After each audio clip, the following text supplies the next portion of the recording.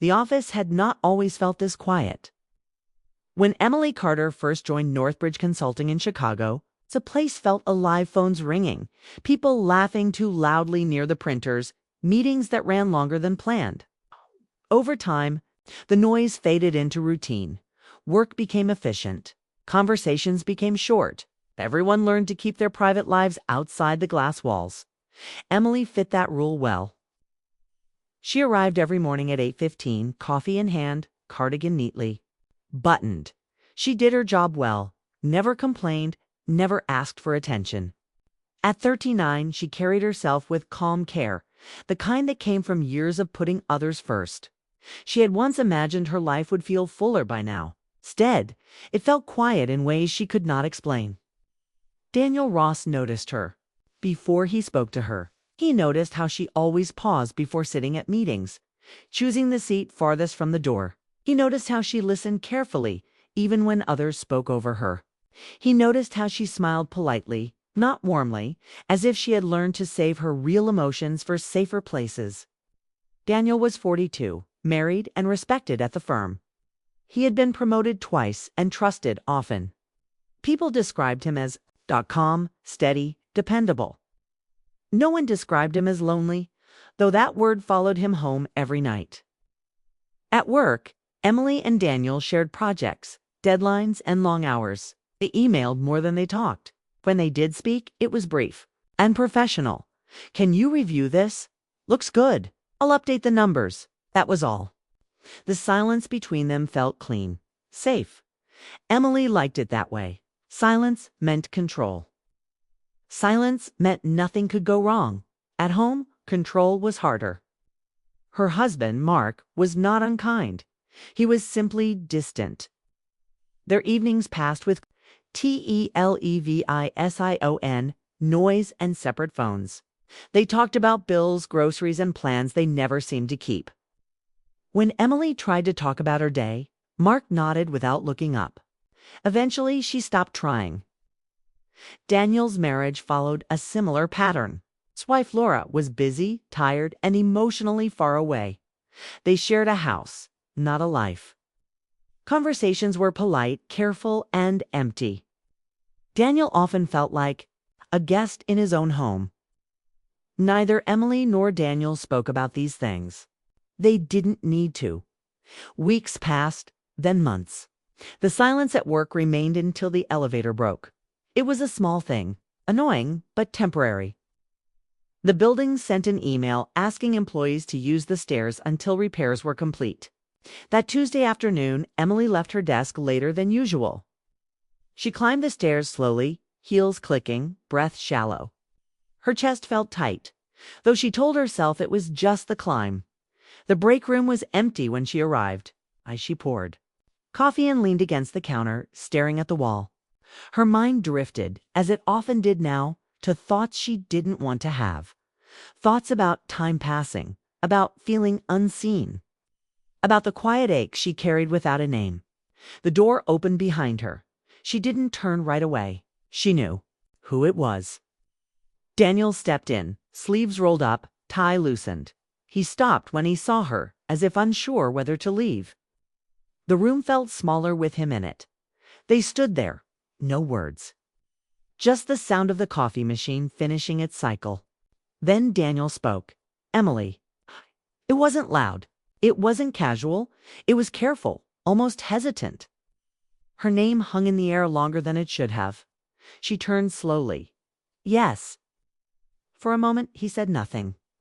His eyes searched her face, not in a way that felt improper, but in a way that felt concerned, human.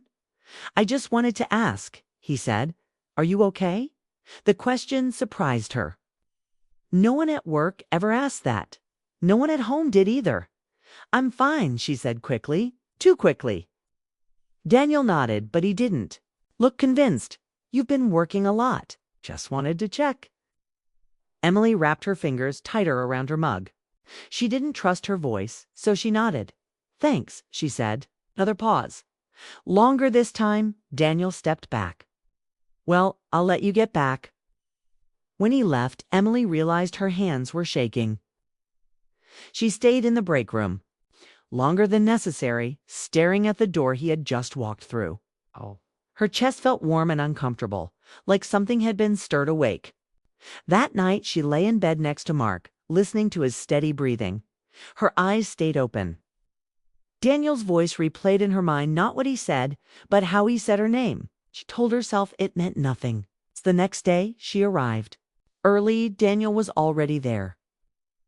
Their eyes met across the office. He gave a polite nod. She returned it. Nothing else happened. But the silence between them felt different now. Heavier. Filled. They went back to their routine. Emails, meetings, deadlines. But small changes crept in. Daniel held doors open. Emily smiled more easily. Their emails became warmer, not inappropriate, just kinder. He wrote, "Thanks, Emily. I appreciate this." She replied, "Happy to help." Each word felt carefully chosen. Emily started, noticing things she had ignored before. The way Daniel frowned when thinking, the way he listened without interrupting, the way he said thank you like he meant it.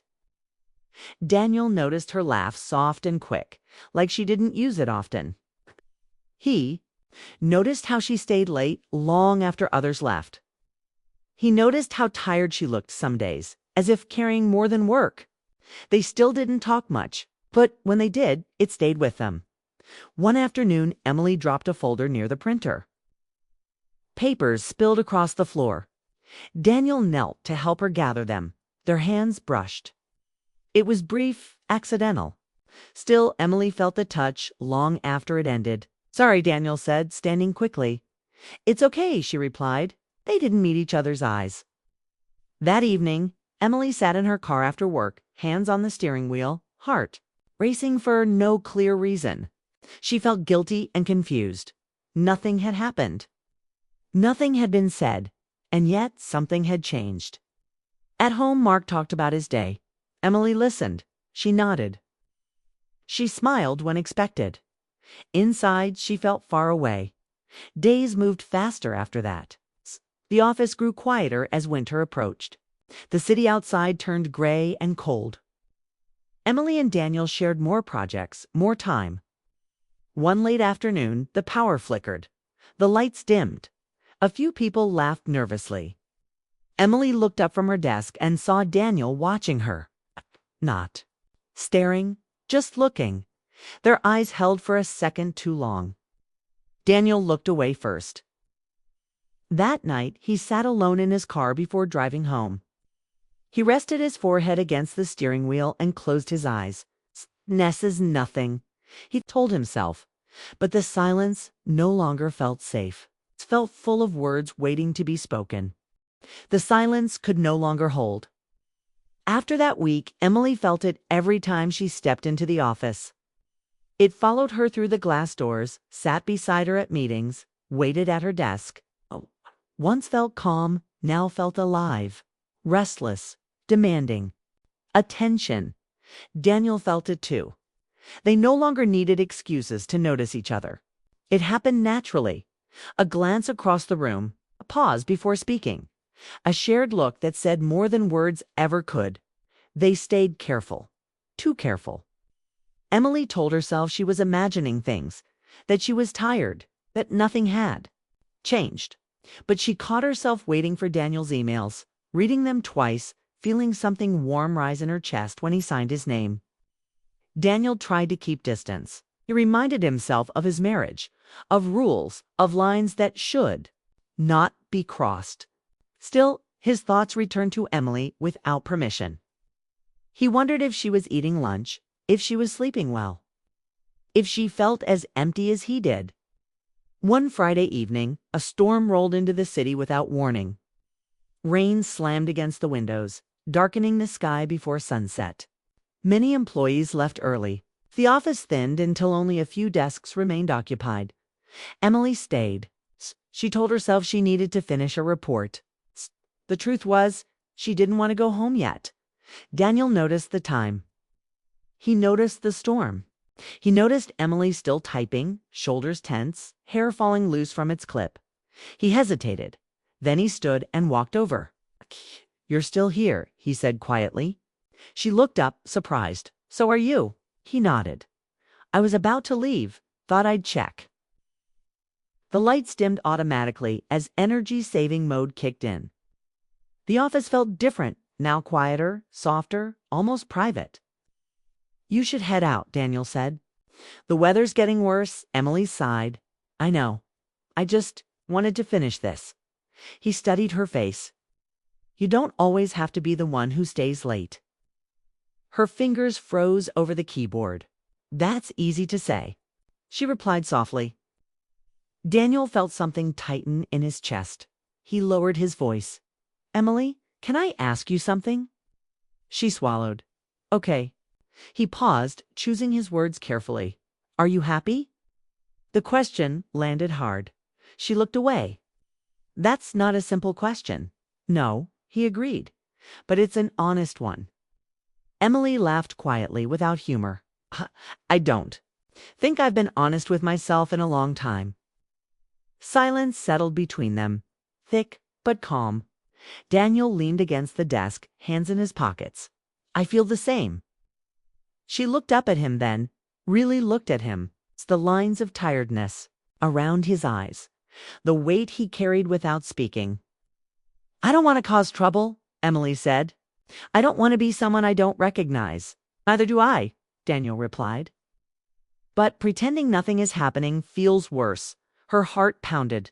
"What is happening, Daniel?" He met her gaze. "I think we're standing too close to something dangerous." Emily stood slowly. The space between them felt smaller. "We haven't done anything," she said. "No," he agreed. "But we've felt it." Thunder rolled outside. Rain beat harder against the windows. Emily crossed her arms, steadying herself. "I don't want to hurt anyone." Daniel nodded.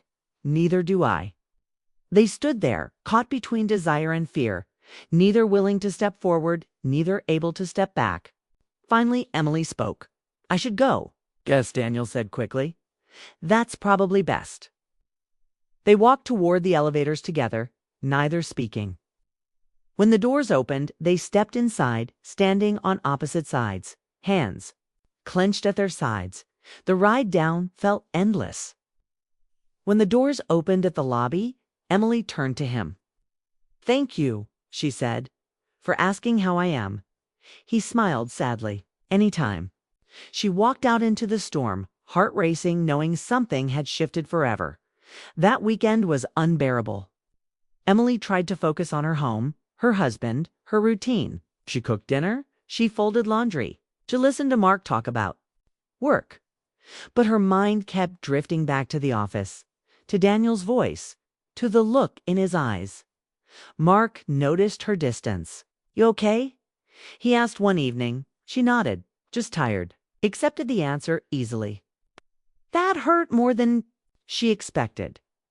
Daniel spent his weekend restless. He cleaned the house, reorganized the garage, went for long drives with no destination. Laura asked him if something was wrong. He told her he was stressed. It wasn't a lie, it just wasn't the full truth. Monday came too soon. Emily arrived early again. Daniel was already there, coffee in hand. Their eyes met. This time, neither looked away. "Morning," he said. "Morning," she replied. They smiled, soft, careful smiles. They kept distance that day. No private conversations, no lingering looks. But the effort itself felt loud. By Wednesday, the tension was impossible to ignore. Emily found a note on her desk. Just a sticky note, written neatly. "Break room, 3:30. If you're free." No name. She didn't need one. Her heart raced all afternoon. At 3:29 she stood. The break room was quiet when she entered. Daniel stood near the window, hands clasped, expression serious. "Hi," she said. "Hi," he replied. They stood in silence for a moment. "I shouldn't have asked you here," Daniel said. "I didn't want to keep pretending." Emily nodded. "Me neither." He took a breath. "I need to be clear. I respect you. I don't want to cross a line." She stepped closer. "Then say what you need to say." Daniel looked at her. eyes honest and vulnerable. "I feel connected to you in a way I haven't felt in years." Emily's throat tightened. "I feel it too." They stood inches apart, not touching, but fully aware of each other. "This can't go anywhere," Daniel said quietly. "I know," Emily whispered. That truth hurt more than denial ever had. They didn't kiss. They didn't reach out. They simply stood there, sharing a moment that felt both beautiful and painful. Emily blinked back tears. "I don't regret feeling this, but I don't want it to destroy us." Daniel nodded. "Then we stop here." She nodded too, even though her heart protested. They returned to their desks separately. No one noticed. No one ever would. The days after felt different, again lighter but sadder. The tension eased, replaced by understanding and restraint. Emily focused on herself. She started leaving work on time. She began journaling at night, facing feelings she had buried for years. She tried to talk to Mark again, gently, honestly. Daniel did the same. He suggested counseling to Laura. He made efforts, small but real. Some days were hopeful, others were quiet. Emily and Daniel remained colleagues, friendly, respectful, but something remained between them, not longing, not regret, but recognition. They had seen each other at a vulnerable moment, and sometimes that was enough. Months later, on a normal afternoon, Daniel passed Emily in the hallway. "Take care, Emily," he said. "You too, Daniel." Their eyes met briefly, then they moved on. The silence returned, but this time it wasn't empty. It was full of what might have been and the strength it took to let it go.